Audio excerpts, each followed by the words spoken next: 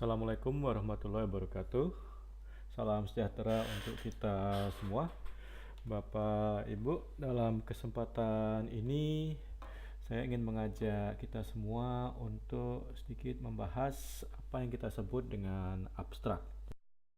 Nah, abstrak ini bukan barang yang asing untuk peneliti. Saya yakin semua sudah pernah melihat dan cukup familiar dan mengetahui bahwa semua naskah ilmiah selalu ada abstrak ya sebagai salah satu bagiannya, dan bahkan menurut beberapa pakar termasuk dalam hal ini APA, American Psychological Association, mereka mengatakan bahwa abstrak ini bisa jadi merupakan bagian yang terpenting dari sebuah artikel ya, the most important single paragraph in an article ya. Sedemikian pentingnya abstrak ini, dia bisa jadi menentukan hidup matinya sebuah naskah publikasi dalam proses submisi di jurnal. Karena banyak reviewer-reviewer jurnal yang berpengalaman seringkali sudah memberikan penilaian akhir dari suatu naskah hanya setelah membaca abstrak ya. Karena kita tahu para reviewer ini juga orang-orang yang cukup sibuk ya, para peneliti-peneliti yang berpengalaman dan cukup banyak kesibukan, sehingga mereka seringkali saat diminta mereview, yang pertama mereka lihat adalah abstrak, dan apabila dari abstrak itu mereka sudah mendapatkan semacam insight bahwa paper ini kurang berkualitas, maka mereka akan berhenti di situ ya. Sehingga ini memberikan indikasi betapa pentingnya untuk menyusun abstrak yang baik. Namun sayangnya apabila kita melihat berbagai evaluasi dari abstrak-abstrak yang disubmit ke jurnal, banyak yang bermasalah ya. Ada berbagai problem, berbagai masalah yang kita lihat dari abstrak-abstrak yang disubmit ke jurnal. Ada abstrak-abstrak yang terlalu panjang, terlalu detail ya. Namun sebaliknya ada juga abstrak-abstrak yang terlalu pendek, dan ada juga abstrak-abstrak yang gagal untuk memasukkan informasi-informasi yang esensial. Nah, dalam hal ini artinya semuanya dimasukkan kecuali yang penting, dan itu fatal ya. Nah, berbagai permasalahan-permasalahan ini kalau kita lihat banyak didasari oleh mungkin kekurangtahuan peneliti tersebut akan kaidah-kaidah dalam penulisan abstrak, dan itu yang ingin kita diskusikan dalam sesi ini. Nah, mari kita mulai dengan menyamakan persepsi dengan apa yang kita maksud dengan abstrak. Nah, ada berbagai definisi yang bisa Bapak Ibu temukan di berbagai referensi.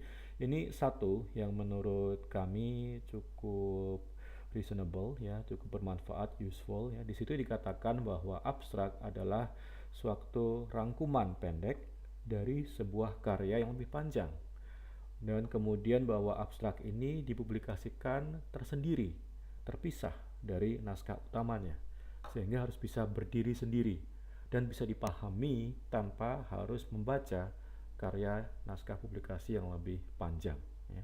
Jadi kata kuncinya adalah sebuah summary, sebuah rangkuman, dan di sini yang penting untuk kita pegang adalah dia terpublikasi tersendiri, sehingga betul-betul harus bisa dipahami, dibaca tanpa dikaitkan dengan naskah publikasi yang seutuhnya. Nah, secara basic konsep dari abstrak adalah suatu statement yang pendek ya, atau summary yang original dari suatu karya ilmiah. Dan di sini konsepnya sekali lagi singkat namun mengcover ya, mencakup semua elemen-elemen yang esensial dari karya ilmiah kita.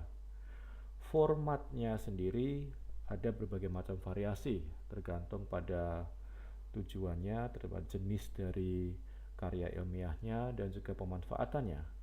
Namun yang penting adalah bahwa abstrak ini mencangkup semua yang kita ingin pembaca itu mengingat setelah detail-detail yang rinci itu terlupakan ya, karena kita tahu bahwa memori setiap pembaca itu ada batasannya, tidak semua detail bisa teringat, namun setidaknya kita harapkan apa yang di abstrak itu bisa dipegang, kalaupun detail yang ada di karya ilmiah seutuhnya tidak bisa diingat secara utuh.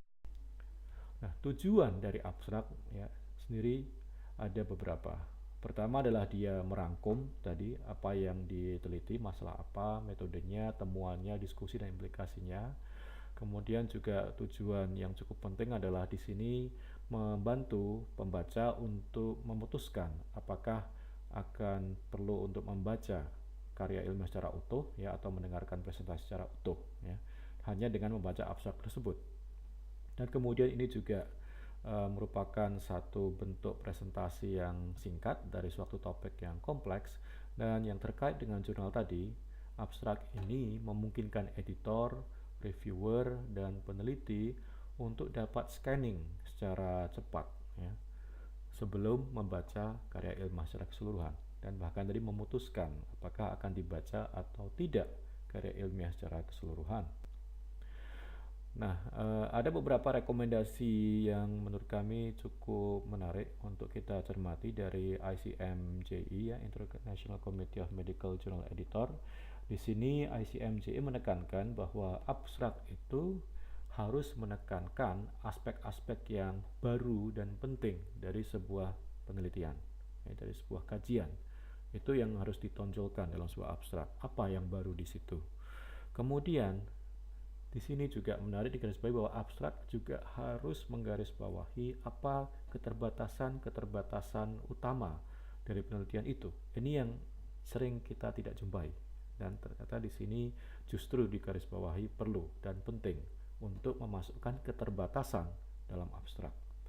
Kemudian di sini juga digarisbawahi bahwa abstrak harus dibuat sedemikian rupa sehingga menjaga kita dari overinterpretation, dari generalisasi yang berlebihan ya. Jadi ini merupakan poin penting karena seringkali pembaca hanya membaca abstrak ya, dan kemudian hasil dari apa yang tertuang di abstrak itulah yang kemudian dijadikan rujukan. Nah, kalau abstraknya tidak tertulis dengan hati-hati, ini bisa menjurus ke overinterpretation, overgeneralization, dan ini yang harus kita jaga. Nah, untuk bisa menekankan hal-hal ini, ada beberapa poin yang menurut ICMJE harus ditampilkan dalam sebuah abstrak.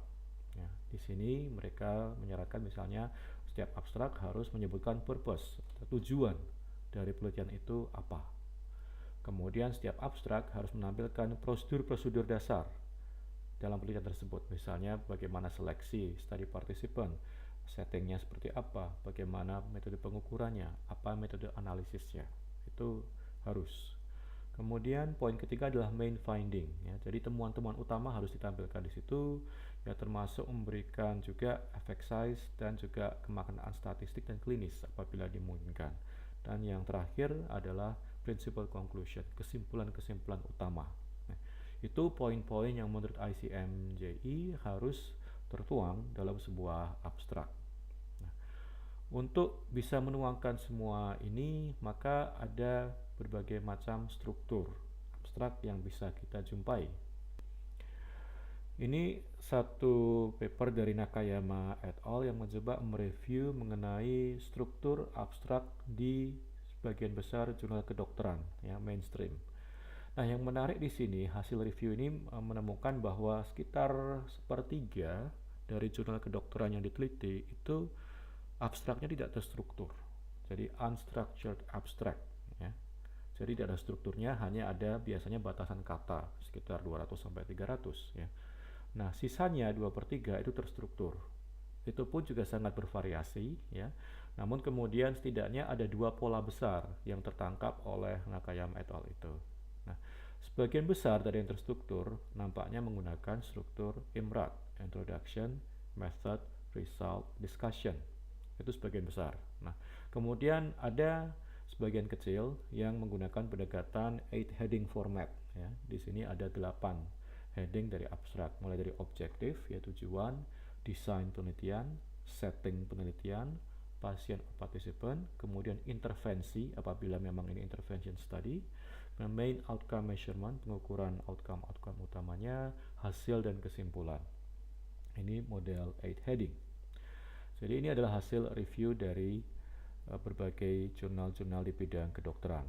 Nah, sekarang ini juga mulai berkembang berbagai rekomendasi untuk penulisan abstrak secara umum. Kalau kita lihat dalam pertemuan sebelumnya, kita sudah menyampaikan bahwa ada berbagai reporting guideline ya, entah itu Consort, Stroke, Prisma dan sebagainya. Nah, beberapa reporting guideline ini sekarang sudah membuat secara khusus guideline untuk penulisan abstrak untuk jenis paper yang terkait. Misalnya consort untuk randomized control trial. Di situ mereka punya consort statement untuk abstrak. Stroke untuk observational epidemiological study, ada guideline khusus untuk abstrak. Prisma untuk systematic review, ada juga guideline untuk abstrak. Trend, kalau untuk tren ini sepengetahuan kami masih draft, namun sudah bisa kita lihat di websitenya. Jadi apa guideline trend untuk abstrak. Nah, masing-masing ini akan punya spesifikasi yang berbeda. Ini hanya untuk contoh saja apa yang diminta oleh consort untuk dimasukkan dalam abstrak. Ya, kalau kita lihat di sini jauh lebih detail, ya lebih spesifik daripada apa yang tadi masuk baik di IMRAD maupun di 8 point tadi, 8 point heading tadi. Ini untuk consort ya, baik untuk abstrak untuk konferensi maupun untuk jurnal ya. Nah, kita belum menemukan satu guidance khusus untuk abstrak yang sifatnya kualitatif ya.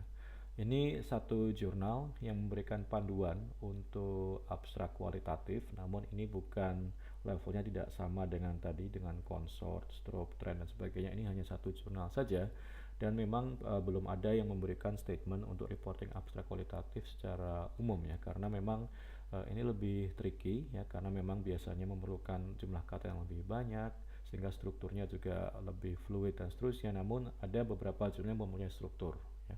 Tapi ada juga yang tidak memasang struktur, tadi hanya memasang kata. Nah, sehingga poinnya di sini adalah pada akhirnya kita kembali ke instruction for author di masing-masing jurnal. Bagaimana struktur dari abstrak di jurnal tersebut ya, khususnya untuk jenis-jenis artikel tertentu, entah itu untuk kualitatif, entah itu untuk case study, untuk economic evaluation. Seringkali mereka punya guidance tertentu dan guidance mereka juga berkembang. Jadi kita harus kita cermati, harus kita cek guidance yang terakhir.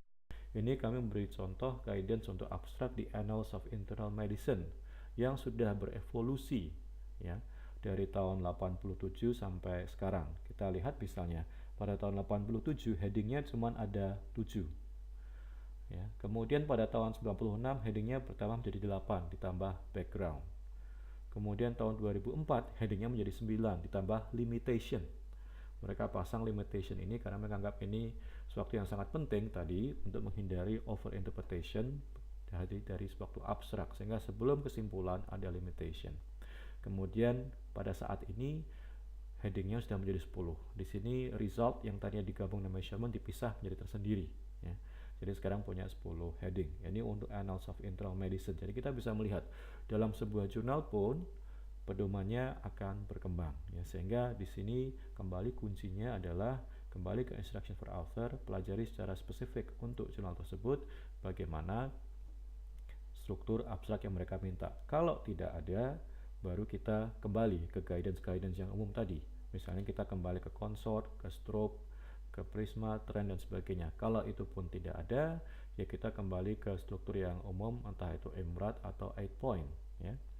Ya, sehingga supaya sebisa mungkin abstrak itu terstruktur. Karena ada satu evaluasi yang sudah dilakukan atas abstrak-abstrak dimasukkan ke jurnal-jurnal di bidang kedokteran, itu sangat terlihat bahwa kualitas abstrak sangat berbeda antara kualitas yang terstruktur sama yang tidak terstruktur, dan terlihat bahwa yang terstruktur kualitasnya jauh lebih baik daripada yang tidak terstruktur. Sehingga yang penting di sini kita bisa mungkin mengarah ke struktur dan kemudian mencari struktur yang diterima oleh jurnal tersebut ya, itu poin utamanya. Nah, apapun jenis artikelnya, apapun jurnalnya, ada beberapa prinsip-prinsip dasar yang berlaku ya. Ini jembatan keledai ya, yang mudah diingat ya. Judulnya adalah 4C, The 4C of Abstract Writing, yang mencoba untuk menekankan 4 prinsip utama abstrak apapun itu jenisnya. Pertama, C pertama adalah complete. Complete artinya dia mencakup semua bagian-bagian utama dari sebuah studi ya. Bagian-bagian yang esensial masuk ke semua. Kemudian C yang kedua adalah concise, artinya tidak ada kata-kata yang eksesif, tidak ada informasi yang berlebihan ya. Jadi betul-betul concise. Kemudian clear ya, artinya mudah dibaca, terstruktur dengan baik dan tidak terlalu terbebani dengan berbagai jargon-jargon teknis yang perlu kita hindari sejauh mungkin dalam sebuah abstrak. Ya. Kemudian kohesif, ya, artinya mengalir, ya, antara bagian-bagian. Ini yang gampang-gampang susah, karena kalau kita lihat banyak abstrak yang ditulis itu adalah potong tempel dari naskah utamanya. Jadi bagian introduction di copy, kemudian di paste untuk abstrak, kemudian masuk ke bagian method di naskah utama, copy sebagian kecil, paste, kemudian masuk ke result, copy sebagian, paste, dan seterusnya, sehingga menjadi introduction, method, result, discussion. Namun kalau setelah dibaca tidak mengalir, ya, karena hanya potong tempel tadi, ya. Jadi pastikan bahwa abstrak itu kohesif.